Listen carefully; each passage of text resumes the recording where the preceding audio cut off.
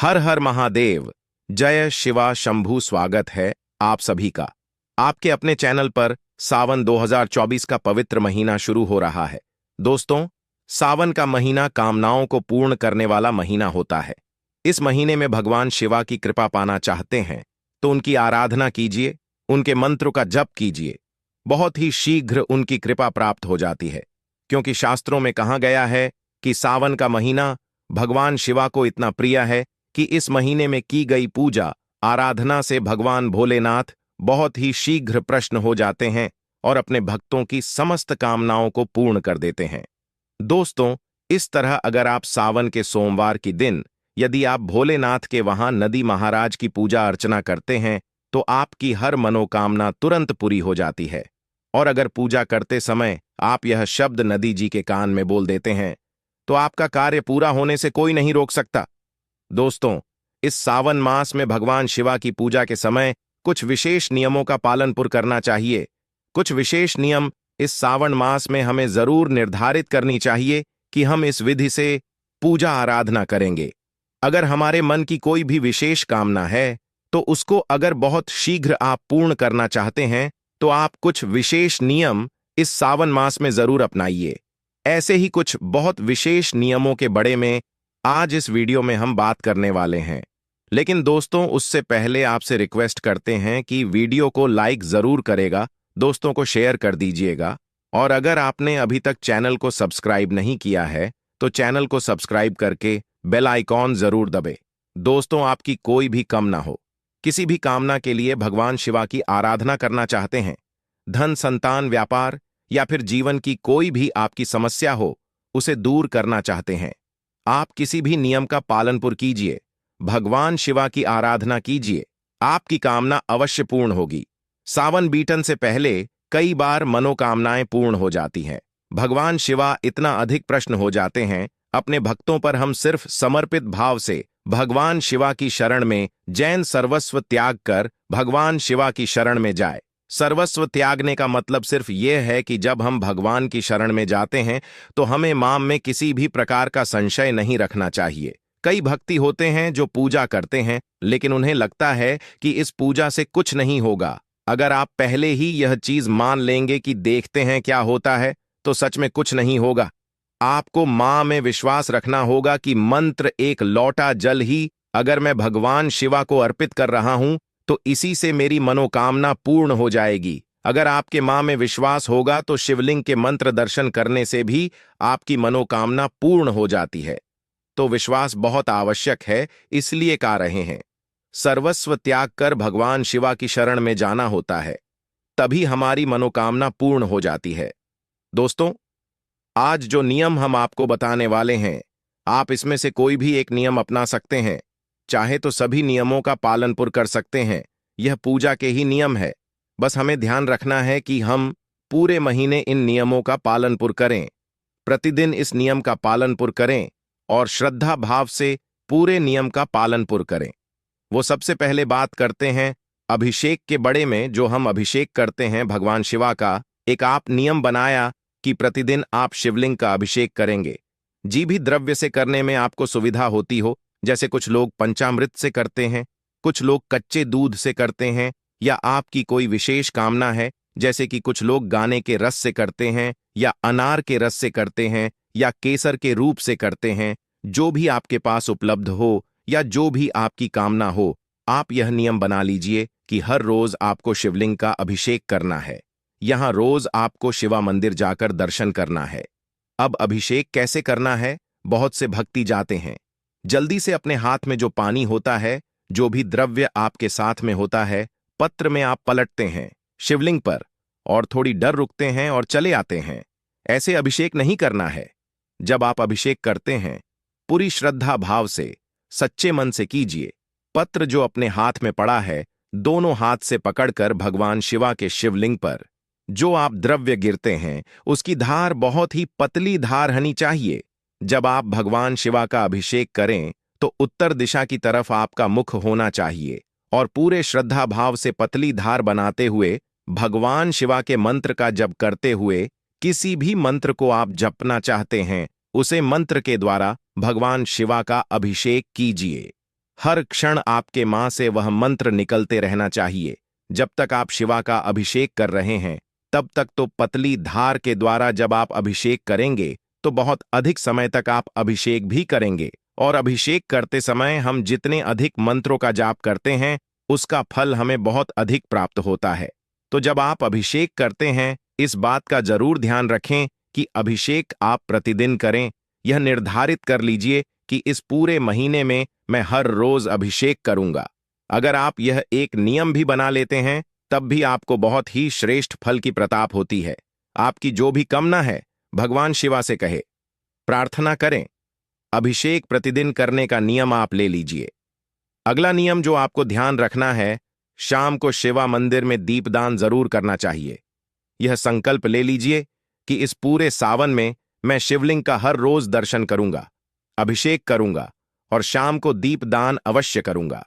शाम का मतलब होता है जब सूर्यास्त हो जाता है, तब हमें शिवा मंदिर में शिवलिंग के समक्ष दीपदान करना चाहिए। अगर तो आपके घर के आसपास मंदिर हो तो आप हर रोज शिवलिंग के दर्शन कर पाते हैं, शिवा मंदिर जा पाते हैं, तो आपको मंदिर जाकर ही शिवा के पास, शिवा के समक्ष आपको दीपदान करना चाहिए। लेकिन अगर आप शिवा मंदिर हर रोज नहीं जा पा रहे हैं तो आप अपने ही घर में भगवान शिवा के नाम का एक दीपदान कीजिए, जो आप शाम को दीपक जलते हैं। जैसे कि हर रोज हम शाम को संध्या वंदन करते समय जो दीपक जलते हैं उसके अलावा ये दीपक अलग से होगा, जो भगवान शिवा की जो भी आपके पास प्रतिमा शिवलिंग फोटो मौजूद है, इस फोटो के सामने आप अपने मां में भगवान शिवा का स्मरण करते हुए दीपक को जल दीजिए। थोड़ी देर तक वहां बैठकर ओम नमः शिवाय का जप कीजिए। इस प्रकार से आपको दीपदान प्रतिदिन करना है। यह नियम बना लीजिए कि पूरे सावन आप दीपदान करेंगे। चाहे मंदिर में कर पे तो मंदिर में कीजिए, मंदिर में नहीं कर पाते हैं जो लोग वो अपने घर में ही भगवान शिवा के नाम का एक दीपदान करेंगे। अब आप पूछेंगे कि दीपदान किस चीज का करना है? मिट्टी का दीपक ले, आटे का दीपक ले, कोई भी दीपक जो आपके पास उपलब्ध हो। मिट्टी का दीपक हो आप मिट्टी का दीपक ले सकते हैं, या आपके पास आटे का दीपक हो तो आप आटे का दीपक भी हर रोज बनाएं, और इकड़े का दीपक, क्योंकि आपको हर रोज बनाना मिट्टी का दीपक भी आपको हर रोज ही लेना पड़ेगा। प्रतिदिन नया दीपक हमें प्रज्वलित करना होता है।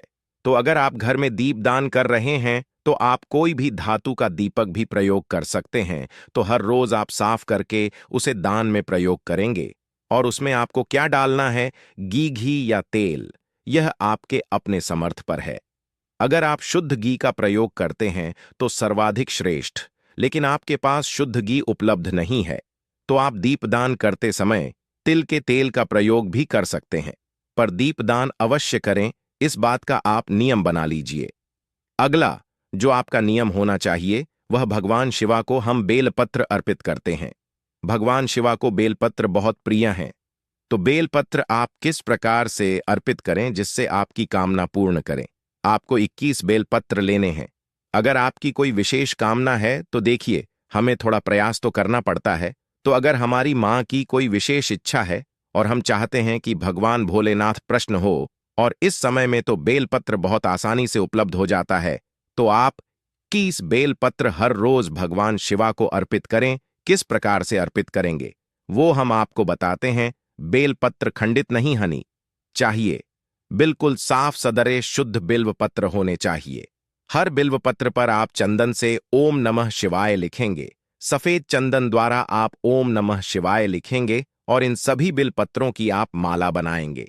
सफेद धागे से इन सभी बिलपत्रों को एक साथ माला का स्वरूप दीजिए और यह माला ले जाकर आप शिवलिंग पर अर्पित कीजिए।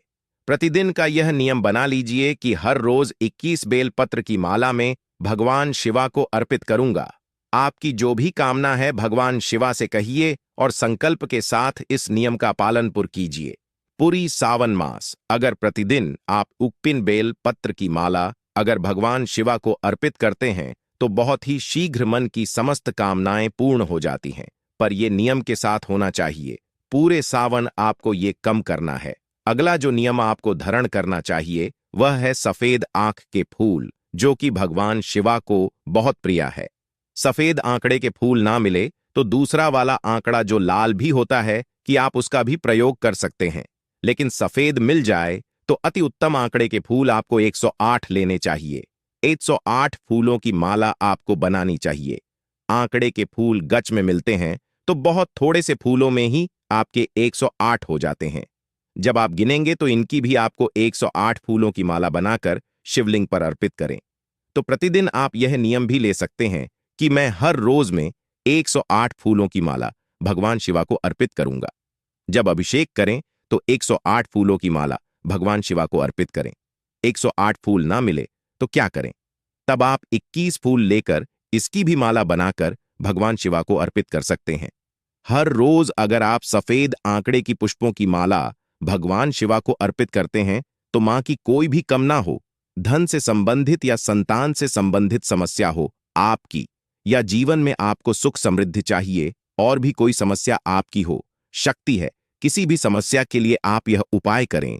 संकल्प लेकर जब कोई भी उपाय करते हैं कि यह कम मैं पूरे सावन करने वाला हूं या करने वाली हूं, तो वो आपकी कामना भगवान शिवा अवश्य पूर्ण करते हैं। इसी प्रकार से आपको यह नियम पूरे सावन लागू करना है। मतलब पूरे सावन में आप इनमें से कोई भी एक नियम बना लीजिए कि पूरे सावन में इनमें से एक नियम का तो मैं जरूर पालन पूर्ण करूंगा, और अगर आप सारे नियम कृपा आते हैं तब तो अत्यंत श्रेष्ठ है। अगला आपका नियम होना चाहिए कि पूजा के बाद, यानी जब आप शिवा मंदिर में पूजा करते हैं, भगवान शिवा की आराधना करते हैं, उसके बाद नदी देवता के कान में हर रोज आपको ओम नमः शिवाय बोलना है। 11 बार बोलना है आपको। और जब नदी देवता के कान में कोई शब्द बोलते हैं तो बहुत आराम से बोलते हैं कि जब हम उनके कान में बोलते हैं तो किसी दूसरे को न सुने दे। जो हमारे पास में खड़ा कोई भी व्यक्ति हो उसे हमारी आवाज सुने ना दे। इतने आराम से हम नदी देवता के कान में अपने शब्द बोलते हैं, अपनी कामना बोलते हैं, ओम नमः शिवाय बोलते हैं। तो आपको सिर्फ 11 बार ओम नमः शिवाय बोलना है, कोई कामना नहीं बोलनी है, सिर्फ ओम नमः शिवाय हर रोज 11 बार पूजा के बाद बोलना है। इतना कर लीजिए, आपकी कोई भी कामना हो नदी देवता भगवान शिवा तक पहुंच देते हैं और आपकी कामना अवश्य पूर्ण हो जाती है। दोस्तों, ये बहुत ही जरूरी नियम है सावन में, और हमें प्रतिदिन सावन में नियमों का पालन पूर्ण करना चाहिए।